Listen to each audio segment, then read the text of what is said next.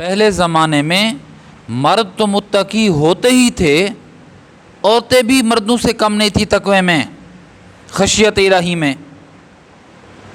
امام احمد بن حنبل رحمہ اللہ کا زمانہ ہے، امام صاحب کے پاس ایک بوڑھی عورت آئی۔ یہ واقعہ نقل کرتے ہیں حضرت عبداللہ جو امام احمد بن حنبل کے بیٹے ہیں۔ یہ کہتے ہیں کہ میں والد صاحب کے ساتھ بیٹھا ہوا، ایک بوڑھی عورت آتی ہے، کہتی ہے کہ میں روئی کاٹتی ہوں۔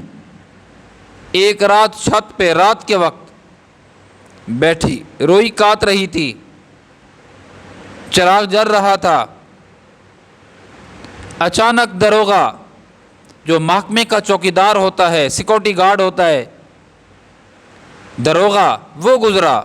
جب ہمارے گھر کے دروازے پر آیا تو اس کو کوئی مل گیا، وہ یہیں رک کر اس سے بات چیت کرنے لگا، اور اس کے پاس جو مشعل تھی، چراغ تھا، وہ روشن ہوا اور وہ ٹھہرا رہا۔ ہمارے گھر کے چراغ سے زیادہ اس کی روشنی تھی۔ میں اس روشنی کا فائدہ اٹھاتے ہوئے جلدی میں روئی کاٹنے لگی تاکہ اس کی روشنی سے فائدہ حاصل کروں۔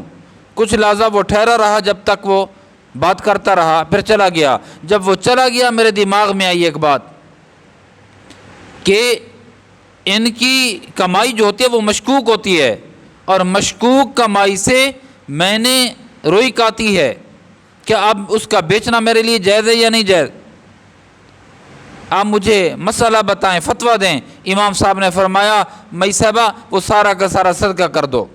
حضرت عبداللہ کہتے ہیں میرے دل میں خیال آیا، یہ خیال دل کے اندر آیا کہ بابا جی یہ کہہ دیتے کہ جتنا تو نے دروغہ کی روشنی سے روئی کاٹی ہے وہ چونکہ مشکوک ہے تو اس کو نہ بیچو، باقی کو بیچ سکتے ہو، لیکن بابا جی نے فرمایا سارا کا سارا صدقہ کر دو۔ عورت نے کہا ٹھیک ہے، دعا دیتی ہوئی چلی گئی۔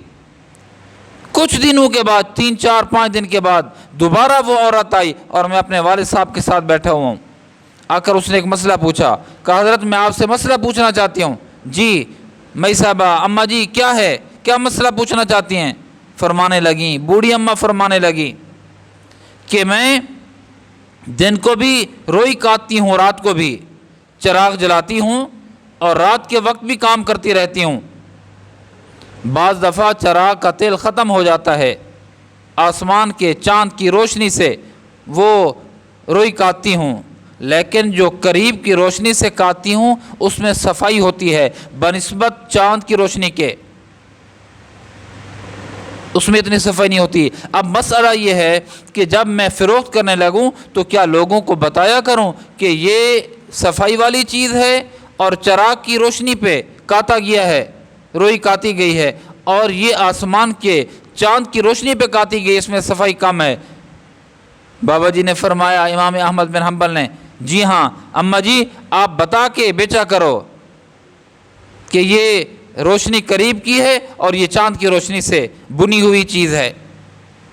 وہ عورت دعا دیتی ہوئی چلی گئی۔ جب وہ چلی گئی نا تو بابا جی نے مجھے فرمایا جاؤ، یہ عورت تقوی کی پہاڑ لگتی ہے، جاؤ دیکھو تو صحیح یہ کس گھر میں داخل ہوتی ہے، یہ کون عورت ہے؟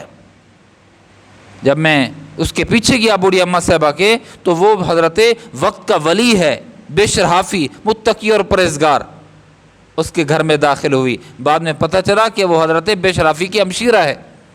کیسا تقویٰ تھا ان لوگوں کا! یقین جانیں ایسی متقی عورتیں متقی مردوں سے کہیں بڑھیا ہوں گی۔